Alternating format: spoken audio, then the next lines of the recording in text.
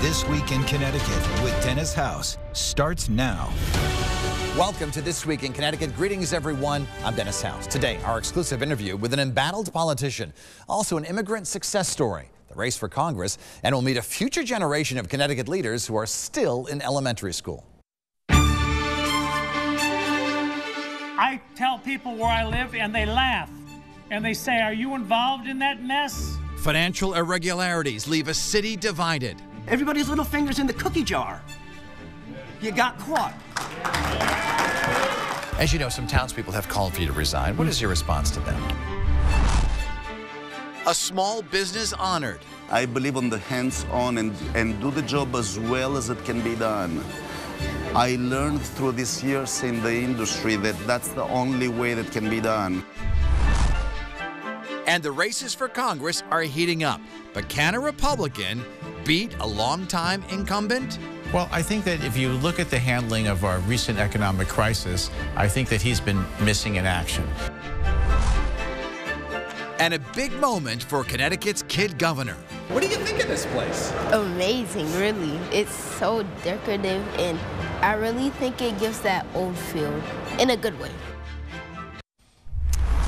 First up on This Week, The Lead. Connecticut made national news, and not in a good way, when a state representative was arrested accused of embezzling COVID money. What did his mayor know about it, and when? There are demands West Haven Mayor Nancy Rossi resign, and in a moment we will talk with her here in studio. But first, the wrath she faced this week. Here's News 8's Bob Wilson. This is being people held accountable for their jobs. Absolutely. And that's all we're asking. That is all we're asking. It was packed, standing room only, with much frustration and anger at West Haven Mayor Nancy Rossi. Many angered at the FBI investigation and arrest of West Haven lawmaker Michael DeMassa, his wife, and two others. I tell people where I live and they laugh and they say, "Are you involved in that mess?" They actually ask me that question to my face. I'm ashamed. Ashamed and frustrated at the state of the Municipal Accountability Review Board, known as MARB. They found more than $800,000 worth of city COVID relief money spent on things not related to COVID, like marching band and a kids camp. Thank God Marb is here, because they found what was going on here. Everybody's little fingers in the cookie jar. You got caught.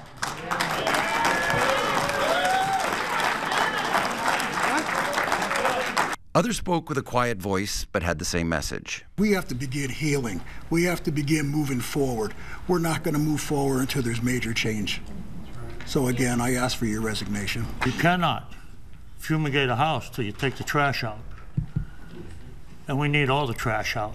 So I would start with firing people, making it public, making a scene, and just hauling them out of City Hall and saying, you're fired, and making sure all the news people are there while you do it. At the last meeting, City Council members unanimously voted no confidence in the mayor. I would like to say thank you to the council who voted for the no confidence of the mayor, but shame on the individuals that decided the next day to turn around and take that away. Shame on you. Shame on you. Shame on you. And joining us now is the mayor of West Haven, Nancy Rossi. Mayor Rossi, thanks so much for being with us here today. Thank you for having me. So you've been roundly criticized by some people in your town. How is this impacting you emotionally, the toll of constantly being criticized? Well, it's not easy. You can't, but you know, when somebody's constantly, and you're right, the other night it was 2.5 hours of it. But that's why I always try to still answer. Like, they had a lot of questions, and I did my best at the end to answer their questions. And I think the more that I'm out there and I'm public, and I have a town hall meeting scheduled like I've been doing on a Monday night, that hopefully they'll get questions answered, because I think that's what they're looking for. So let's go back. So the audit that was done on about $1 million of COVID money shows that 80% of it should not have been allowed. When did you first learn that something was wrong with this money? As far as with the audit, it was when the audit was released. Office of Policy and Management asked for the audit, and when they were finished, they released it to Office of Policy and Management first, and then we found out about it afterwards. When you worked with Michael DeMassa, did you have any suspicions that something was not right? No, I've known Michael DeMassa for quite a few years. He actually ran against me, did like some smear campaigns against me. So when I came in as mayor, he was already there. He was the administrative assistant for the city council, and so he was already there. So he was on the same floor as us, but again, we kind of really didn't work together. He would give all of us briefings, like what goes, because he was also a state representative, but he was independent of my office. He didn't work for the mayor's office. He worked for the city council office. I actually started looking at some of the things, because I do look at the council reports, and we were only supposed to have $1.2 million in COVID relief funds, and I saw that the amount was getting close to that, and then it went over that, and then it went a little bit more the next time. So I started looking into it, and I actually discovered it on September 27th. When you have a situation like that, you remember it the rest of your life, because it wasn't a happy situation, obviously. And I was able to identify that at least a couple of the LLCs were fraudulent. I looked them up online, and I did some research, and what I then did was contact our treasurer and also our auditing firm, and at that point in time, then they did a checking. They let me know almost immediately that yes, I was correct, that there was some sort of embezzlement scheme going on. And at that point in time, then I contacted our corporation counsel, and he took it from there to notify authorities. So looking back while he was working there, Mr. DeMassa, you never had any suspicions at all that perhaps some of this money wasn't being spent properly? No, we didn't know, because again, I'm in the mayor's office, and although I'm a CPA, that being said, in this role, I have different duties than what I did in my previous life, if you will. So when some of the people in town say you should resign because you should have known what he was doing, what's your response to that? Well, my response is, again, I am responsible for the employees, but we have quite a few employees. We have departments that run 24/7, like the police, the fire, WPCA. So I can't be in all offices at all times, and that's why there's different levels of management, whether it be in finance, whether it be in public works. There's different. I'm at the top, and then the hierarchy goes down from there. So you're at the very top in West Haven. Do you think you should bear any responsibility for what happened? Well, as CEO, if you will, of a company, of course, they're going to look to me, and there is responsibility. But again, I didn't take anything. I didn't, like I said, I didn't know when it was happening until I figured it out myself and looked at the vouchers. That being said, I also, by taking responsibility, you have to look at corrective actions and things immediately that you can do, and we put things in place immediately, checking the vouchers at lower amounts than they were being checked, having my office actively involved in reviewing things. So we're doing that. Many companies have self-evaluations. We have them here at News 8. We have to rate how we're doing, give ourselves a grade. How would you rate your performance in the last 6 months? Well, obviously I can't get an A for finding it because it took me a little while.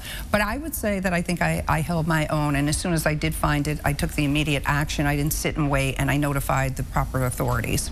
What kind of conversations have you had with Governor Lamont recently about this? We've talked over the phone, basically, and just a couple of times, and that's it. But it was pretty short and simple, so it wasn't, he just wanted to know what was going on in West Haven. I explained to him, similar to what I'm explaining to you, and that was it, and I talked to him a couple of times. That was it. Did you ask him if you thought he thinks you should resign? I didn't ask him that. As you know, some townspeople have called for you to resign. What is your response to them? I'm not going to resign, and the reason is I think that I'm the best one to still move West Haven forward. I'm trying very hard. I work a lot of hours, and I put a lot of time in because I believe in West Haven, and I believe in the people. And although I know the people that want to, complain about this talk the loudest, if you will, I've been getting a lot of texts and a lot of messages and people calling me to let me know, please don't resign, stay in, stay the path, you're doing a good job. So equally, I understand that the ones that were there in North, Harriet North that night, were the ones that, but even then, at the end, I got up and I spoke. I spoke because I'm not only the mayor, but I'm also a private resident. I'm a taxpayer as well. My children live here, and my families live here. And so I believe that we can get through this, but we're going to need help from everybody, and we need to move forward. If the governor and Congresswoman DeLauro and Senators Murphy and Blumenthal came to you and said, you know, for the best of West Haven, we think you should resign, what would you tell them? I still would say no, and I have the utmost respect for all four of them that you just said. It's not that I'm, you know, looking to be obstinate or whatever, but I still believe that right now we need to stay the course and move forward. Do you expect that anyone else could be charged in this case? Right now, we're not hearing that. Can I guarantee that? Absolutely not. But now there's been 4 people charged in this case. Do you believe the allegations against him? Do I believe them?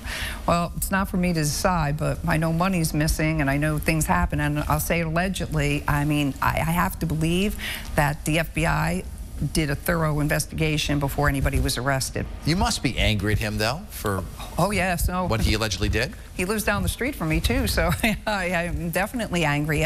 He harmed everyone's trust, not just mine, not just a few people. I would say I don't think there's anyone in West Haven that has not been upset or hurt by this. Mayor of West Haven, Nancy Rossi, we thank you so much for being with us here today. Thank you. This Week in Connecticut. Thank you very much.